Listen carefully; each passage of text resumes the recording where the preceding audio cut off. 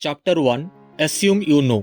हम सभी असम्पशन करते हैं। कभी कभार तो हम इनकम्प्लीट और फॉल्स इन्फॉर्मेशन लेके भी अपने आसपास की चीजों के ऊपर असम्पशन करते रहते हैं। ये बहुत ही इंपॉर्टेंट है क्योंकि असम्पशंस हमारी बिहेवियर को कंट्रोल करते हैं। कई बार हम सोचते हैं कि हमें सब पता है और उसके ऊपर बेस करके ही हम डिसीजन लेते हैं।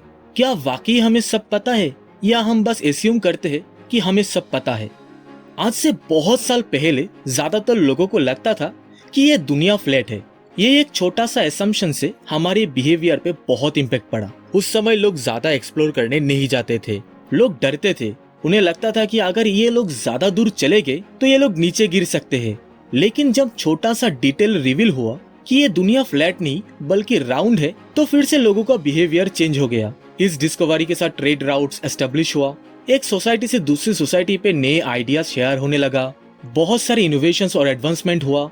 ये एक छोटा सा फॉल्स असम्पशन की करेक्शन पे ह्यूमन रेस आगे बढ़ पाए।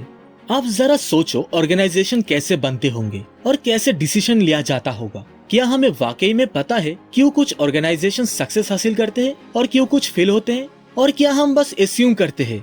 आपका सक्सेस का डेफिनेशन कोई भी हो, चाहे वो स्टॉक प्राइस किसी टारगेट पे हिट करना, कुछ अमाउंट पैसा कमाना, प्रमोशन पाना, खुद की कंपनी शुरू करना, एटसेट्रा एटसेट्रा, लेकिन हम अपनी इन गोल्स को कैसे अचीव करते हैं वो काफी हद तक सिमिलर ही है। कुछ लोग हैं जो बिना किसी प्रैक्टिस और प्रिपरेशन से ही कर लेते हैं, लेकिन ज्यादातर लोग डेटा कलेक्ट करते हैं ताकि एजुकेटेड डिसीजन ले पाए, क्योंकि हम सभी सही डिसीजन लेना चाहते हैं।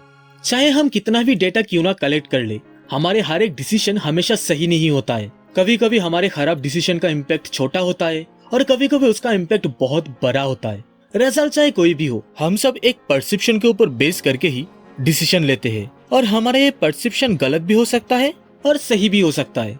ऐसा नहीं है कि हर एक खराब डिसीजन ही फॉल्स असम्पशन के ऊपर लिया जाता है। जब चीजें हमारे हिसाब से चलता है तब हमें लगता है कि हमें सब कुछ पता है। क्या वाकई में हमें सब कुछ पता है? ऑथर के एक दोस्त कुछ पैसा स्टॉक मार्केट पे इन्वेस्ट किया है।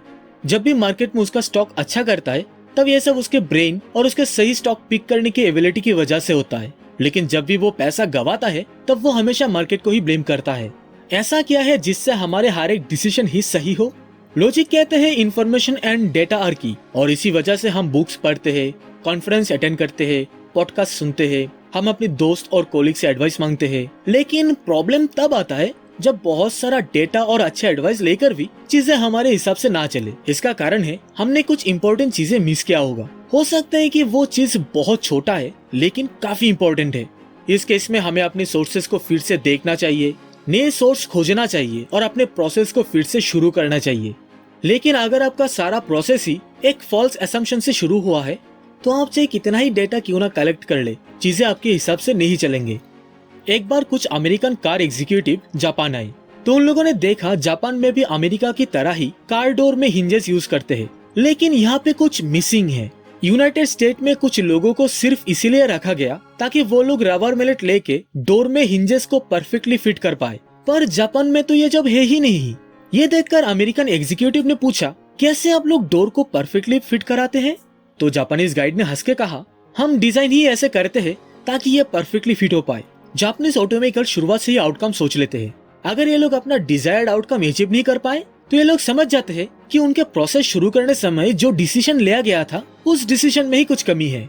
अमेरिकन कार डोर और जापानीज कार डोर दिखने में तो सेम ही है, लेकिन इसके लिए जापानीज को एक्स्ट्रा एम्प्लॉइज की जरूरत नहीं पड़ती है और लॉन्ग टर्म में भी जापानीज कार डोर अच्छा चलता है।